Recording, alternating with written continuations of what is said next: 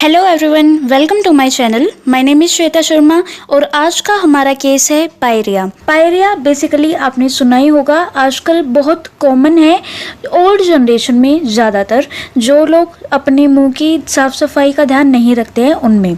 Science में पायो का मतलब होता है पस फॉर्मेशन। अगर मैं हमारी नॉर्मल टूथ स्ट्रक्चर की बात करूं तो ये है क्राउन और ये है रूट। टूथ की जो रूट होती है वो बोन के अंदर होती है और बोन से ये है बोन और ये है टूथ की रूट।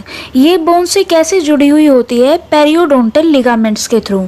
जब लोग अपने मुंह की साफ सफाई का ध्यान नहीं रखते हैं तब धीरे धीरे ये पीडियल फाइबर्स खत्म होते जाते हैं और इनकी जगह पे पस बनने लगती है, जिसकी वजह से ये टीथ धीरे धीरे हिलना शुरू हो जाता है और उसके बाद पूरा का पूरा निकल जाता है।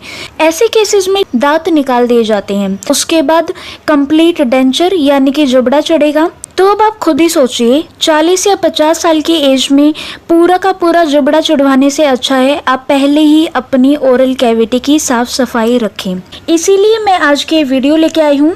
ये 7th केस है। मैंने एक सीरीज बनाई थी जिसमें मुंह की सभी बीमारियों के बारे में 2-2, 3-3 मिनट की वीडियोस बनाई थी। हर एक वीडियो में हर एक बीमारी के बारे में बताया गया है, उसके सिम्टम्स क्या होते हैं और उसका ट्रीटमेंट कैसे कैसे होता है।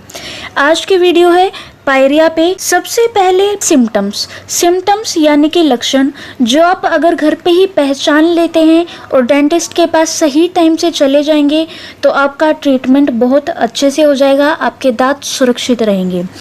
इसकी सबसे खराब चीज़ होती है कि इसमें पेन नहीं होता है या फिर किसी किसी पेशेंट में होता है।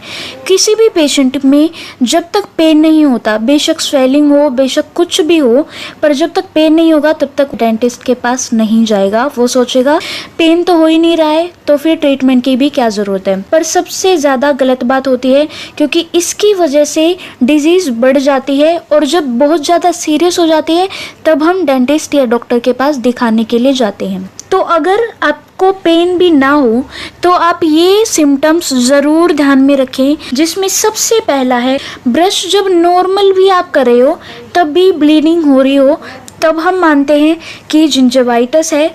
उसके बाद सेकंड सिम्टम है जो आपकी जिंजाइवा होती है, गम्स होते हैं जो जनरली रेडिश पिंकिश कलर के होते हैं, वो उनमें जब स्वेलिंग हो जाती है या फिर टेंडर का मतलब होता है जब आप उसे टच करके देखोगे और पेन फील होगा।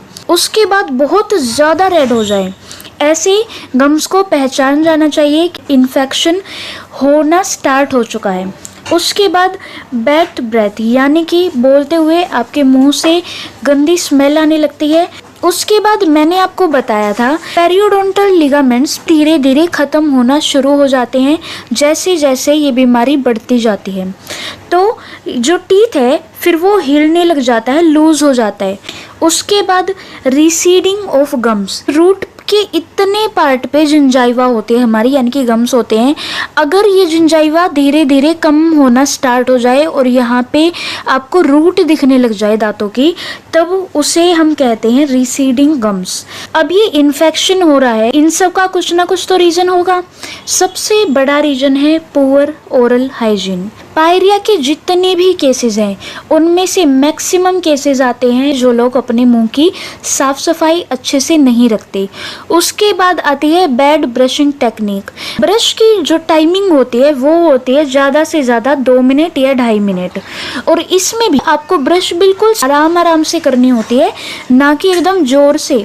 उसके बाद विटामिन सी और विटामिन डी की कमी से भी पायरिया होने के ज़्यादा चांसेस होते हैं। प्लस जिन पेशेंट्स का इम्यून सिस्टम बहुत ही वीक होता है यानी कि बीमारियों से लड़ने की कैपेसिटी जो है वो कम हो जाती है, जिससे कोई भी इन्फेक्शन अगर ओरल कैविटी में होगा तो उससे भी हमारी बॉडी नहीं लड़ पाएगी, जिसकी वजह से जिंजवाइटिस और अगर समय पे ट्रीटमेंट ना हुआ तो फिर पायरिया होने के चांसेस बढ़ जाते हैं।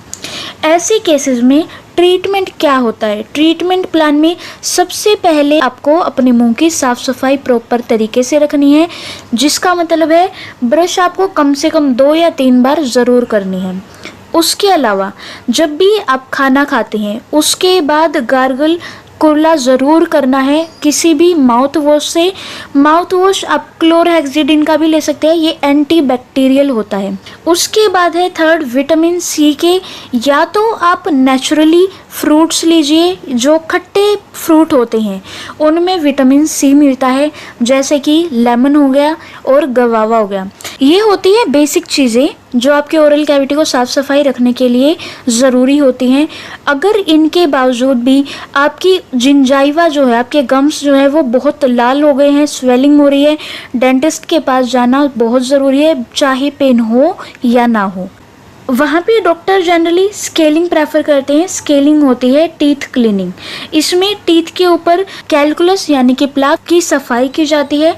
उसके अलावा रूट प्लानिंग करते हैं, जिससे इन्फेक्शन जो है वो ख़त्म हो जाता है। प्लस इसी के साथ साथ वो कुछ दवाइयाँ लिखते हैं, जिससे आपकी रिकवरी ज़्यादा जल्दी होती है।